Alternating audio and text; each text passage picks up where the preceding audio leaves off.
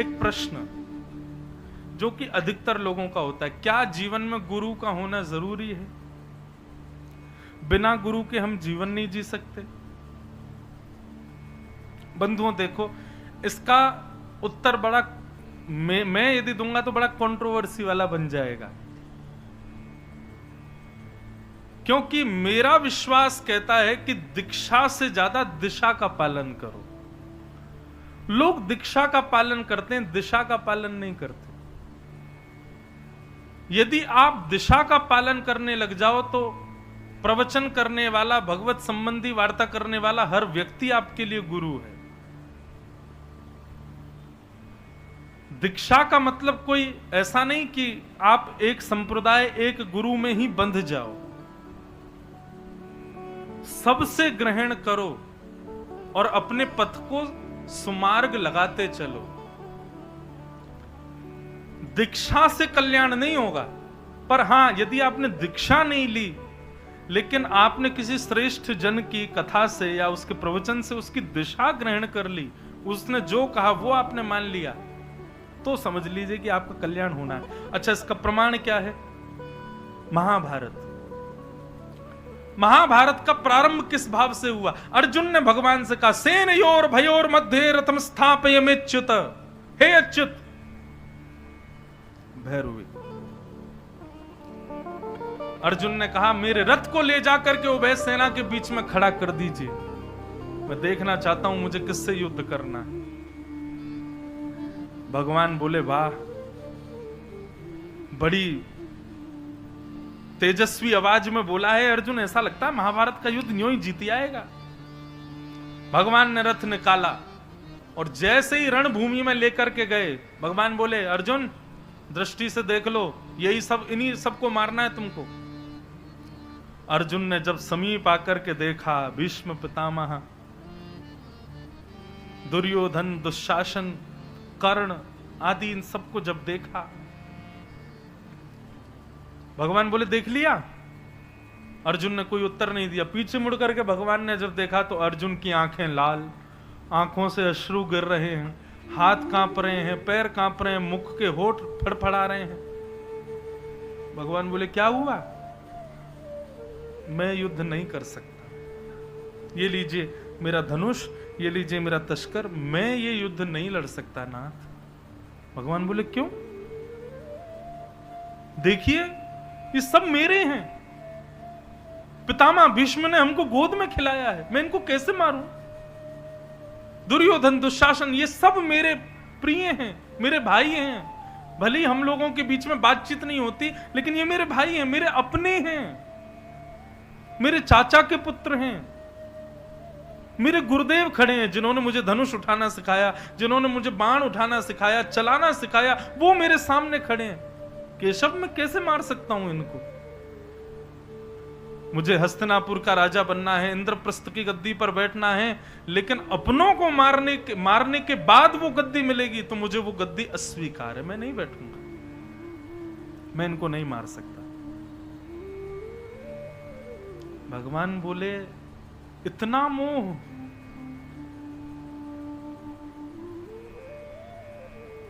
कायरों जैसी बात मत कर अर्जुन, ये तुझे पहले सोचना चाहिए था।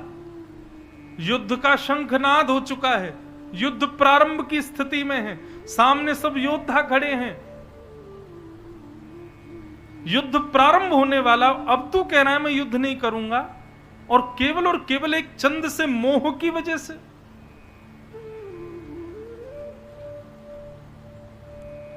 तब भगवान ने अर्जुन को पहले तो बहुत फटकारा और ऐसा भी कहा जो मंच से नहीं कह सकता।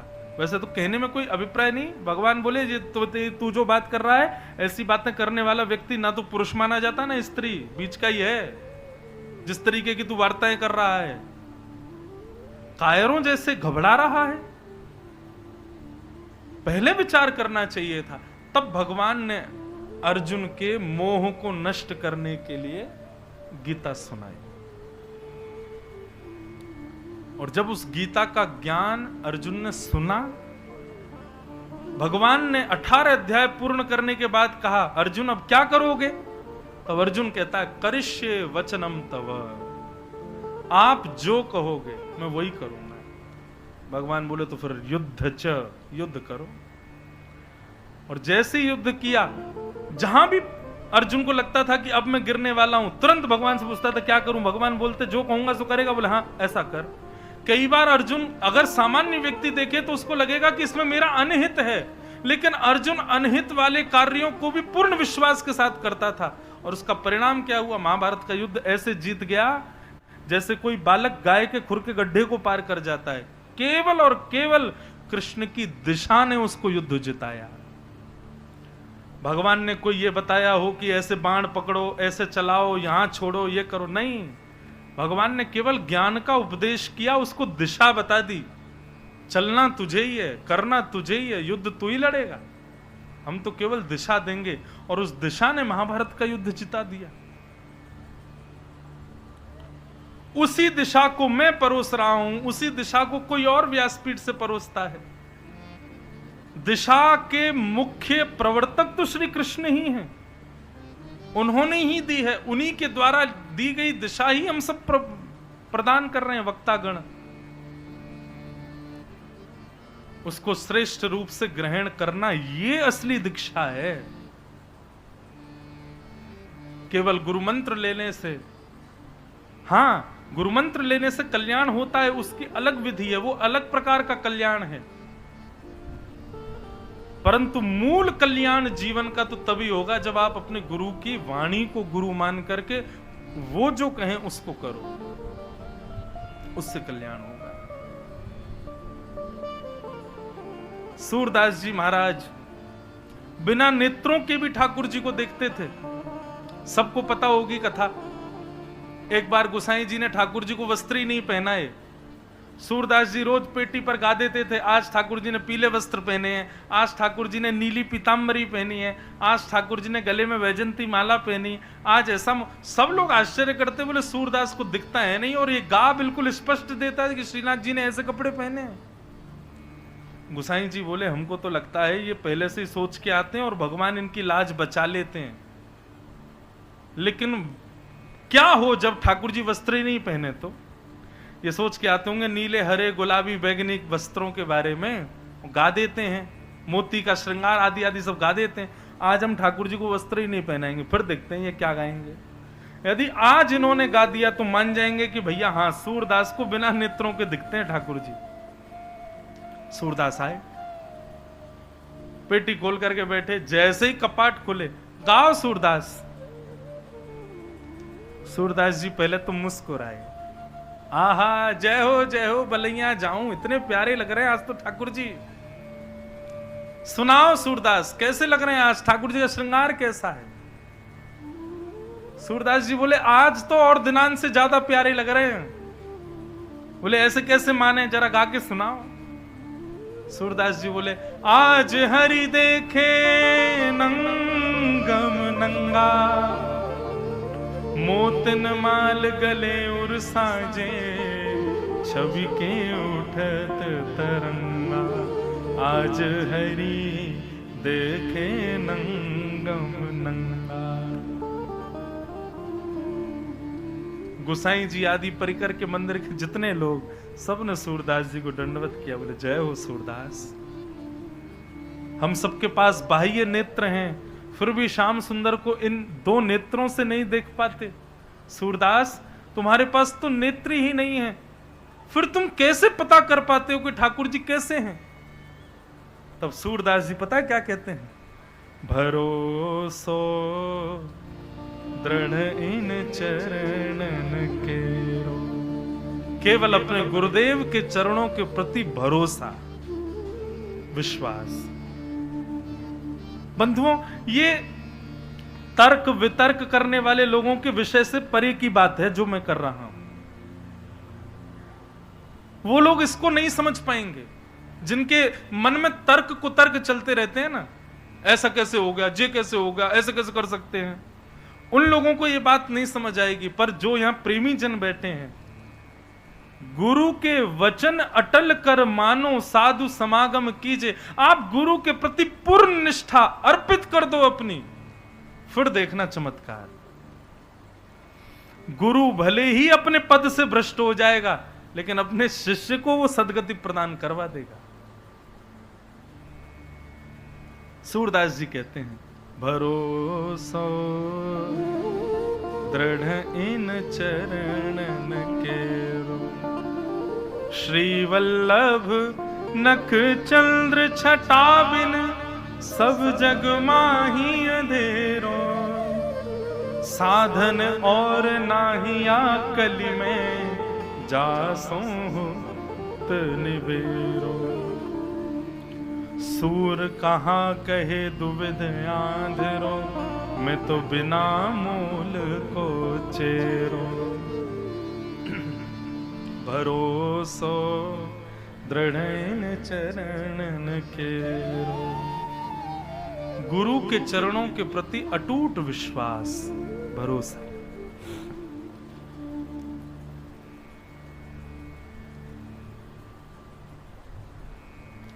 गुरु अपने गुरुत्व से गिर सकता है, लेकिन शिष्य का शिष्यत्व यदि बलवान है तो शिष्य का शिष्यत्व गुरु की रक्षा कर देगा।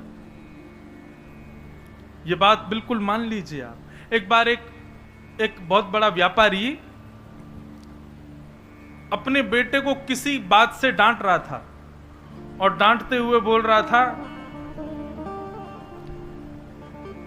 तेरी जगह यदि कोई और होता ना तो मरे हुए चूहे से भी पैसा कमा लेता, और तू इतना बड़े व्यापार को भी ठप करने में लगा है।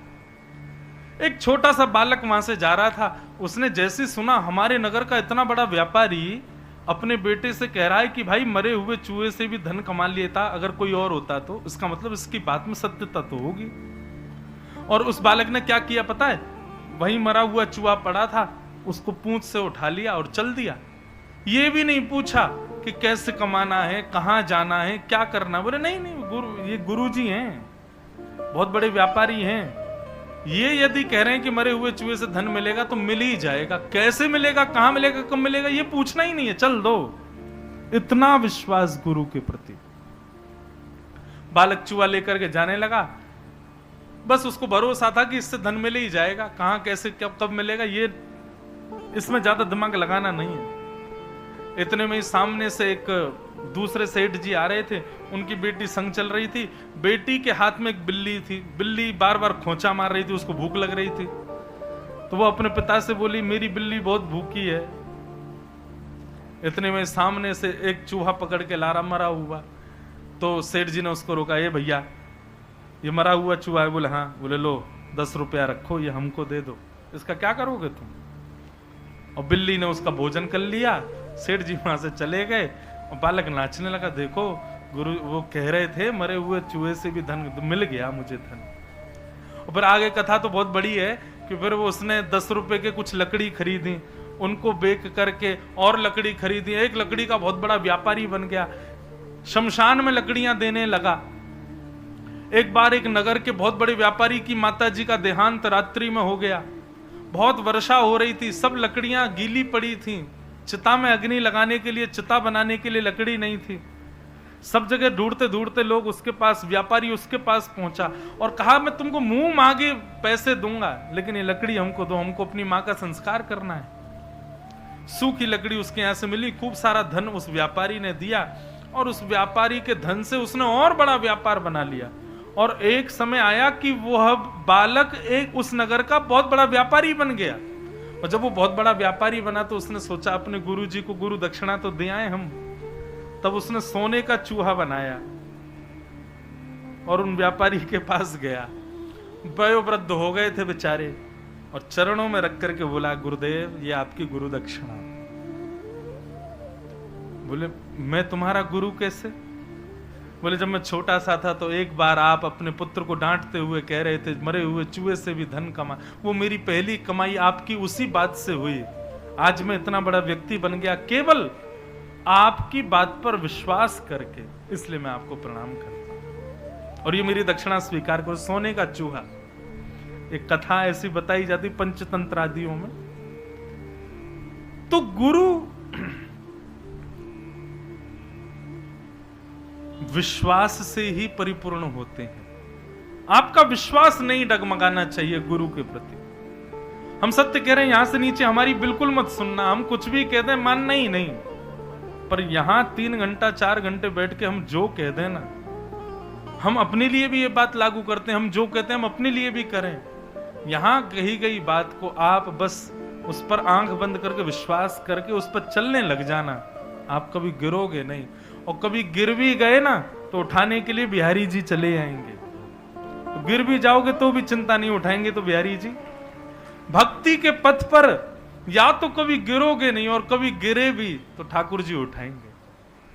इसलिए भैया विश्वास प्रबल करो, दिशा और विश्वास, ये 2 दक्षिणा देनी है गुरु को, बस उसके दिशा पर चलने लगो अटूट विश्वास के साथ। फिर बाद में क्या होगा ये ठाकुर जी पर छोड़ो, सब समझ जाएगा। सूत जी महाराज ने अपने गुरु को प्रणाम किया और गुरु को प्रणाम करते हुए कथा सुनाने लगे कि धर्मस्वनिष्ठितः पुंसां विश्वक्सेन कथासु यः नोत्पादयेदधिरतिं श्रम एव हि केवलम्। मुझे ये बात इतनी बढ़िया लगती है भागवत की हर बात अच्छी है, पर कुछ बातें बहुत ज्यादा अच्छी हैं।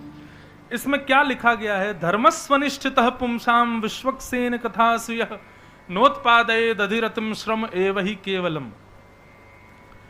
हमने कितने भी व्रत किए, कितने भी अनुष्ठान किए, कितनी भी शिव आराधना करी, कितनी भी नवरात्रि के व्रत किए, परंतु उन सबको देवताओं ने स्वीकार किया है कि नहीं, हमको कैसे पता चले। हमारे श्रावण के विल्लपत्र शंकर जी ने स्वीकार किए कि नहीं, क्यों हजारों लोग चढ़ाते हैं। हमारे नवरात्रि के अनुष्ठान से देवी प्रसन्न है कि नहीं, हजारों लोग करते हैं। हमारे वैष्णो देवी बद्रीनाथ तीर्थ यात्रा करने से ठाकुर जी उसको स्वीकार कर रहे हैं कि नहीं, हमको कैसे पता। हमारे सोमवार मंगलवार के व्रत, एकादशी के व्रत कोई इनसे लाभ हो भी रहा है कि नहीं, हमको कैसे पता। तब यहां पर एक बहुत सुंदर बात कही गई, बोले विश्वक्सेन कथासु यह नोत्पादयेदधिरतिम्।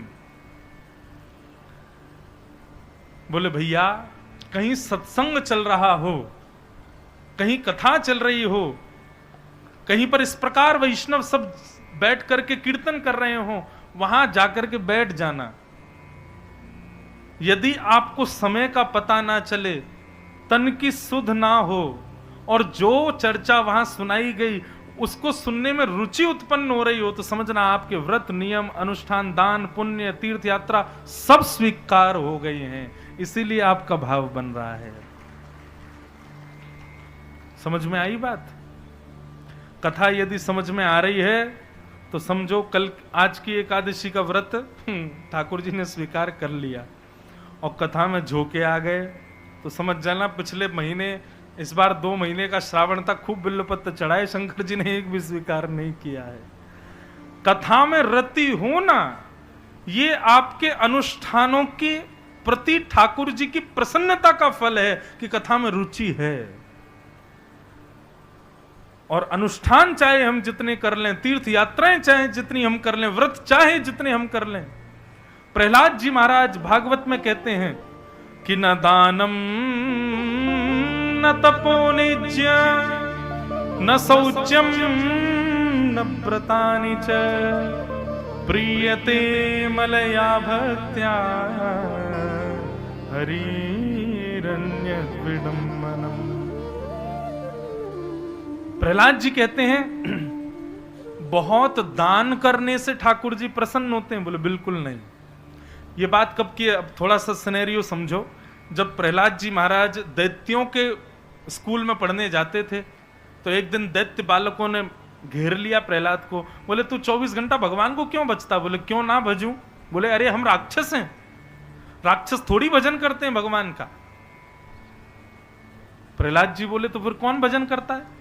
बोले ब्राह्मण कुल में जन्मा हो, वैष्णव हो, मानव हो, दान पुण्य करता हो, वही। तब प्रहलाद जी कहते नहीं, भगवान की प्राप्ति के लिए तो इंसान होना भी जरूरी नहीं है। वो तो गजेंद्र को भी तारने आते हैं जो इंसान भी नहीं है। गजराज तारो तेने आवने को जावने को खावने पकावने को मीराबाई तारी है। नरसिंह मेहता को तारो वही वार सवारने को, वेदन सुनावने को जयदेव तारो है।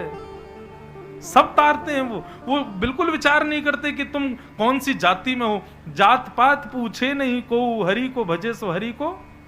कल जिन काले खां की कथा हम सुन रहे थे वो तो हिंदू भी नहीं थे। कितनी सुंदर पंक्ति कहते हैं, अंतिम भाव उनका कितना बढ़िया था, कल बहुत देर तक मेरे चिंतन में चला। हिंदुओं के नाथ हो तो हमारा कोई दावा नहीं, पर हो जगत के नाथ तो हमारी सुध लीजिए। यदि केवल आप हिंदुओं के ठाकुर जी हो तो ठीक है, छोड़ दो हमको, लेकिन आपको तो लोग जगन्नाथ बुलाते हैं नाथ, तो हमारी सुध लीजिए। कितनी अच्छी बात। बंधुओं, हमारी जाति कौन सी, हम किस कुल में उत्पन्न हुए, ये जरूरी बात नहीं। हमारा व्यक्तित्व कैसा, हमारे भाव कैसे, ये जरूरी है। कर्माबाई कहां, हम लोगों के नियम देख लो, सुबह 4 बजे उठेंगे, नहा धो करके तिलक फोटा लगा करके तब ठाकुर जी का भोग लगाएंगे, मंदिर में पूजा घंटा घड़ियाल घुमावेंगे, खूब बार बार प्रणाम करेंगे, इसका पाठ उसका पाठ, ये पाठ वो पाठ करेंगे। कर्माबाई सुबह उठती, दांतुन तोड़ती, दांत मज रही है, यहाँ चूल्हा जला रही है, पतीला धर रही है, उसमें घी डाल रही है, उसी में खिचड़ी बना रही है, नहाई भी नहीं है, मुंह भी नहीं धोया, और खिचड़ी बनाते बनाते मन में सोचती है जल नहीं गई हो, अब कलची मिली नहीं, तो फिर दांतुन के पिछले भाग से ही चला देती है उसको, और जब परोसती है ठाकुर जी के आगे, ठाकुर जी पाने आते हैं उसके खिचड़ी को। तो भैया ये नियम कानून जितने हम लोगों के बने हुए हैं, पवित्रता, ध्यान, धारणा, समाधि आदि, ये सब जो कुछ भी है, ये सब तब तक के लिए जब तक भाव हृदय में नहीं। जैसे ही भाव उत्पन्न हो जाएंगे ना, सुध नहीं रहेगी आपको, स्नान की भी सुध नहीं रहेगी। क्यों? भाव जब आ जाते हैं तब आप ऑटोमेटिक पवित्र हो जाते हो, आपको फिर बाह्य पवित्रता की आवश्यकता नहीं। वृंदावन की घटना सुनो, बिहारी जी जब प्रकट हुए, हमारे वृंदावन बिहारी लाल, स्वामी श्री हरिदास जी ने प्रकट किया, और स्वामी जी के बाद में ठाकुर जी की निज अंग की सेवा करते थे श्री बिहारिन देव जी। बिहारिन देव जी सेवा करते थे बिहारी जी की, और बिहारी जी की सेवा करते करते इत्र लगाते लगाते मन में भाव रखते थे, हे बिहारी जी मुझे अप्रकट वृंदावन कब दिखाओगे। बंधुओं, वृंदावन की एक नई रीति है, आपको बताएं। वृंदावन में जिसके प्राण निकलते हैं, ठीक है स्वर्ग नरक वैकुंठ सब जाते ही हैं, वृंदावन के लोग भी जाते ही होंगे, परंतु हमारे वृंदावन वासियों का ऐसा मानना है कि वृंदावन में जिसके प्राण निकलते हैं वो कहीं जाता नहीं है, वो अप्रकट वृंदावन में पहुंच जाता है। अप्रकट वृंदावन कैसा है? बोले अप्रकट वृंदावन में राधा रमन जी का भी मंदिर है, बिहारी जी का भी मंदिर है, राधा वल्लभ जी का भी मंदिर है, दामोदर जी भी हैं, गोविंद देव जी भी, गोपीनाथ जी, सारे मंदिर बिल्कुल ऐसा ही है अप्रकट वृंदावन। बस अंतर इतना है कि अप्रकट वृंदावन में प्रदर्शन वाले लोग नहीं आते, दर्शन वाले लोग रहते हैं। अप्रकट वृंदावन में स्वामी श्री हरिदास जी महाराज, गोपाल भट्ट गोस्वामी, श्री हित हरिवंश महाप्रभु, श्री मीराबाई, ये सब भक्तजन वहीं विराजमान हैं। अप्रकट वृंदावन में जब आप जाओगे तो राधा रमन जी के मंदिर में ठाकुर जी एक निष्ठ ऐसे नहीं दिखाई देंगे। जैसे ही आप अप्रकट वृंदावन में दर्शन करने जाओगे, राधा रमन जी पूछेंगे, अरे आज तो बड़ी देर से आए हो, हैं चला जा दर्शन कर ले मेरे। वहां पर ठाकुर भी बोलते हुए मिलेंगे। बिहारी जी का दर्शन करने जाओगे तो बिहारी जी आपसे मुंह से बोल करके कहेंगे, भैया मेरे काजे माखन मिश्री को कल भोग ले आई हो, मुझको बहुत जोर से मन कर रहे हो। ये अप्रकट वृंदावन है। तो कहते हैं भैया वृंदावन में जिसने प्राण त्यागे वो वृंदावन से फिर अप्रकट वृंदावन में पहुंच जाता है और सदा वहीं रहता है। वहां श्यामा श्याम की नित्य लीला चलती है, आज भी वृंदावन में चल रही है, लेकिन हमें दिखती नहीं। जब अप्रकट वृंदावन प्राप्त हो जाता है तो वो लीलाएं दिखने लग जाती हैं। अप्रकट वृंदावन में किसी को भूख नहीं लगती, किसी को प्यास नहीं लगती, तो फिर जीते कैसे हैं? बोले श्याम सुंदर को देखने से ही उनका पेट भरता है, श्याम सुंदर को देखने से ही उनकी प्यास बुझती है। ऐसा अप्रकट वृंदावन। तो बिहारिन देव जी बिहारी जी की सेवा करते थे, इत्र आदि पोशाक आदि की, और कहते हैं बिहारी जी, मुझे भी अप्रकट वृंदावन ले चलो ना, मुझे भी अप्रकट वृंदावन दिखाओ ना। एक दिन बिहारी जी ने कृपा की, ब्रह्म मुहूर्त में सुबह सुबह श्री बिहारी देव जी यमुना स्नान करने के लिए जब गए तो दातुन कर रहे थे, और दातुन करते करते उनके नेत्र बंद हो गए, और नेत्र बंद होते ही उनको अप्रकट वृंदावन दिखने लगा। बहुत सुंदर पद है, पूरा तो नहीं गाऊंगा क्योंकि रसिकों का पद है, समझ में नहीं आएगा, पर बहुत सुंदर है। बिहरत लाल बिहारिन दो,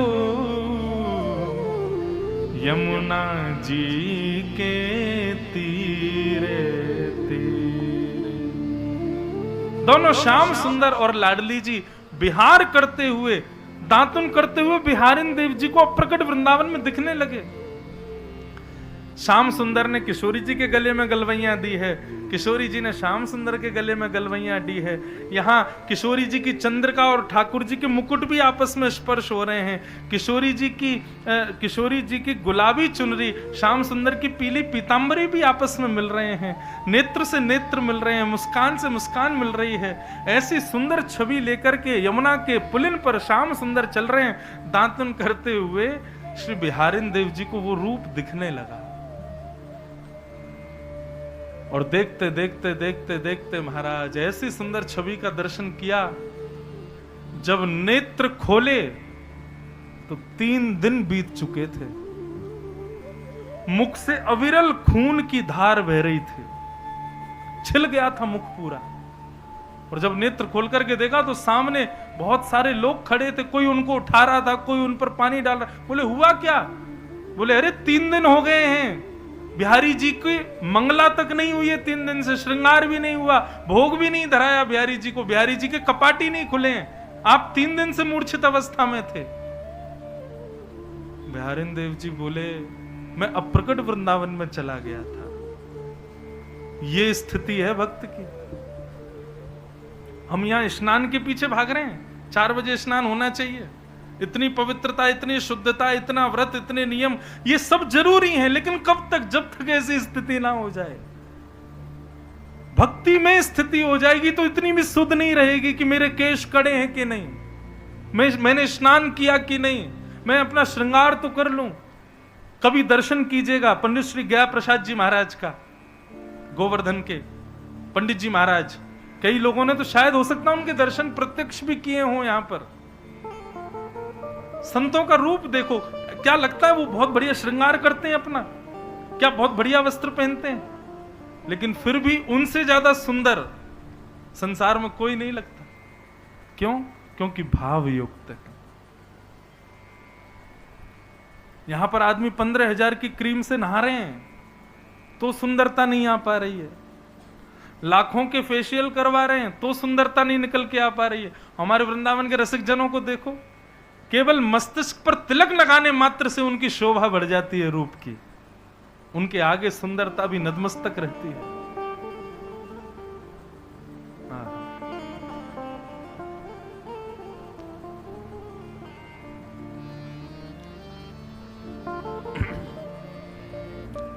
प्रहलाद जी कह रहे हैं, न दानम न तपो निज्य न शौच्यम न व्रतानि च। ना तो श्याम सुंदर दान करने से मिलेंगे, अतिशय दान कोई व्यक्ति करता हो सोचे कि भगवान प्रसन्न हो रहे होंगे, नहीं। कोई बहुत तपस्या करे और सोचे भगवान प्रसन्न हो रहे होंगे, नहीं।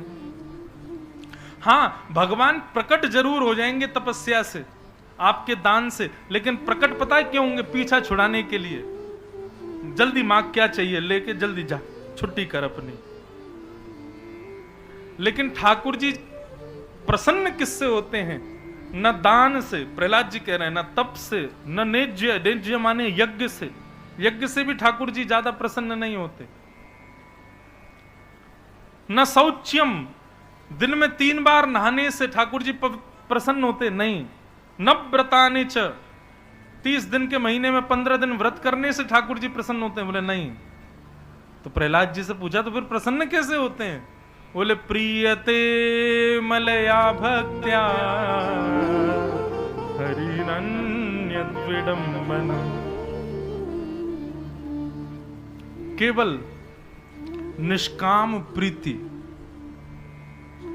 वो यदि आ जाए तो उसके बाद ना व्रत करो ना कुछ करो, कुछ आवश्यकता ही नहीं है। भाव युक्त भक्ति जैसी जीवन में आ जाएगी, उसके बाद ये नियम साधन करने की जरूरत ही नहीं है। वही बात यहां बता रहे हैं कि भैया ठाकुर जी के कीर्तन में, ठाकुर जी की कथा में, ठाकुर जी के सत्संग में, ठाकुर जी के वैष्णवों से मिलने में, ठाकुर जी के तीर्थों में जाने में यदि आपकी रति हो जाए, कथा में आने पर आलस्य ना आवे, कब 6 बज गए पता ना चले। आज हम आने में थोड़े विलंब हो गए, उससे हम क्षमा मांगते हैं। हम जब आ रहे थे तो हमको बता रहे थे, बोले महाराज जी सब लोग प्रतीक्षा कर रहे हैं, कब आएंगे कब आएंगे। मैंने कहा होने दो, ऐसी प्रतीक्षा तो होनी चाहिए, ऐसी व्याकुलता कभी कभी होनी चाहिए। कथा के लिए थोड़ी देर व्याकुलता हो, 2 बजे के बाद आपकी दृष्टि रहे कब आएंगे महाराज जी, कब कथा शुरू होगी, कब चर्चा सुनाएंगे, कब सुंदर भाव सुनाएंगे, कब ये व्याकुलता यदि आपके हृदय में उत्पन्न हो रही है तो इसका मतलब क्या है? बिहारी जी आपके तप व्रत नियम अनुष्ठान सबसे बड़े प्रसन्न हैं। कथा में रति उत्पन्न होना ये समग्र हमारी क्रियाओं की स्वीकार्यता का प्रमाण है। और यदि हम व्रत तो बहुत करते हैं, नियम तो बहुत करते हैं, यज्ञ अनुष्ठान तो बहुत करते हैं, मंदिर तो खूब जाते हैं, लेकिन कथा में आते ही झोंके लग रहे हैं महाराज, सोफा ढूंढ रहे हैं पंखा के पास वाला, वहां आते ही समाधि में बैठ गए 3 घंटे 4 घंटे की। तो माफ कीजिए, आपने जितने भी व्रत नियम अनुष्ठानों का नियम ले रखा है ना, छोड़ दीजिए उनको, ठाकुर जी प्रसन्न नहीं है उससे। श्रम एव ही केवलम, यहां पर स्पष्ट लिखा है, कथा में रति के बिना यदि आप कोई भी नियम का पालन कर रहे हो तो आप केवल श्रम कर रहे हो, बेफिजूल का श्रम, उससे कोई लाभ नहीं मिलने वाला।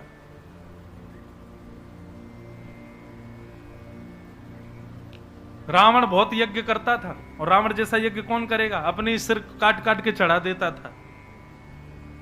लेकिन ऐसे यज्ञ का क्या फायदा जिससे राम जी से प्रेम ही नहीं हुआ? कंस ने भी खूब तपस्या करी थी, सबने कथा सुनी है, कंस ने तपस्या की तभी महादेव ने अपना धनुष उसको प्रदान किया।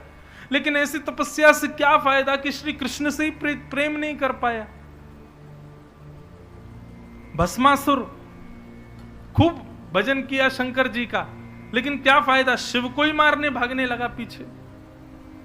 ये तप नियम व्रत अनुष्ठान ये तो सब राक्षसों ने भी किए हैं अपनी उपलब्धियों को प्राप्त करने के लिए। हम लोग कर लें तो कोई बहुत बड़ी बात नहीं है। कई लोग गिनाने भी बैठ जाते हैं मेरे को, महाराज जी हम तो अभी अधिक मास निकल गया, हमने रोज व्रत किया, हमने तो ऐसे रहे, हम तो एक ही उस पर रहते थे, हम ऐसे खाते थे, ऐसे काहे को? ये सब तो राक्षसों ने भी किए हैं।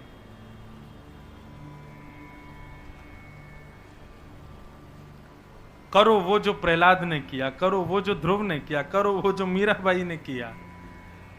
नियम कानूनों पर ज्यादा ध्यान दिया नहीं, इन्होंने भाव को प्रधानता दी। आप नियम से रहोगे तो आपको सिद्धि मिलेगी, पर यदि आप भाव से रहोगे, प्रेम लक्षणा भक्ति से युक्त रहोगे तो श्री कृष्ण मिलेंगे। आपके ऊपर है, सिद्धि चाहिए, नवनिधियां चाहिए कि श्री कृष्ण चाहिए।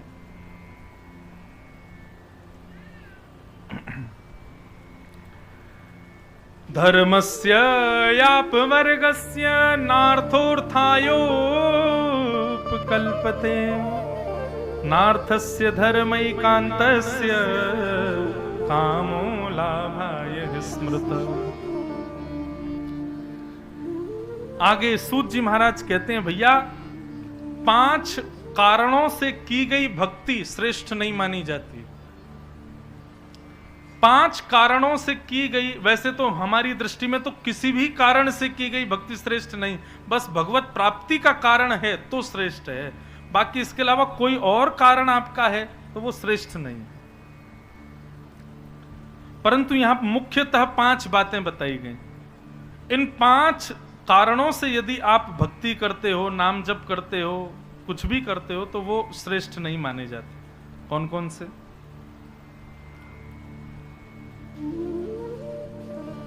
पवर्ग शब्द 5 होते हैं, प फ ब भ म।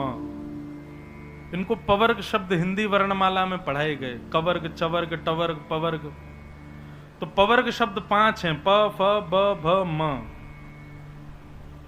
तो पहली भक्ति पाप करने के बाद की गई भक्ति, उस पाप को धोने के लिए, वो पाप धो तो देगी लेकिन चित्रकेतु के रजिस्टर में लिखा नहीं जाएगा कि आपने भक्ति की।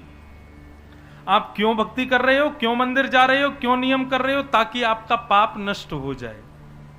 पाप नष्ट करने की भावना से जो हमने भक्ति की है, तो जब तक पाप नष्ट नहीं होगा तब तक भक्ति हमारी गिनी नहीं जाएगी, श्रेष्ठ नहीं मानी जाएगी। तो पहला शब्द प, दूसरा शब्द फ। फ यानी कि फल, किसी फल की प्राप्ति के लिए की गई भक्ति वो भी श्रेष्ठ नहीं मानी जाती। किसी फल की कामना से की जाने वाली भक्ति भी श्रेष्ठ नहीं है। प, फ और फिर आता है ब, यानी कि बंधन। बंधन युक्त, बंधन मुक्त होने के लिए की जाने वाली भक्ति ये भी श्रेष्ठ नहीं मानी जाती। वैसे तो कभी भजन करेंगे नहीं, लेकिन अपनी मन चाहे वर से ब्याह करने के लिए, वधू से ब्याह करने के लिए फिर धर्म का पालन अपना रहे हैं, तो भी वो श्रेष्ठ नहीं मानी जाएगी। तो प, फ, ब और फिर आता भ, यानी कि भय।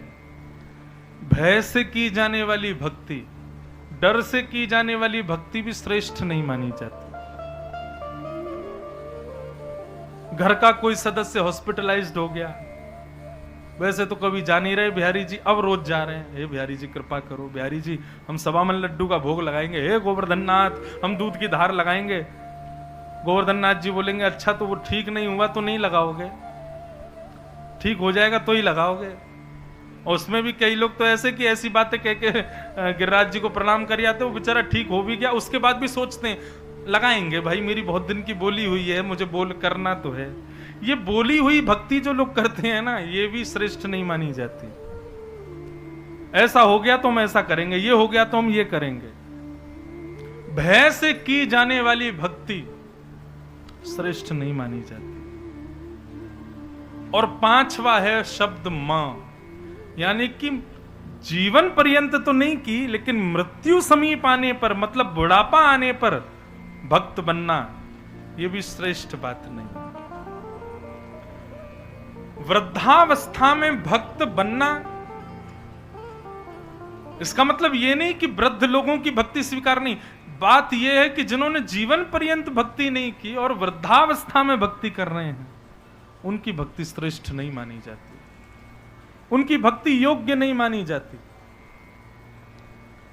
तो प, फ, ब, भ, म, ये 5 बातें याद रखना। इसके अतिरिक्त अकारण की जाने वाली भक्ति वो ठाकुर जी को प्रिय है, ठाकुर जी उसको स्वीकार करते हैं।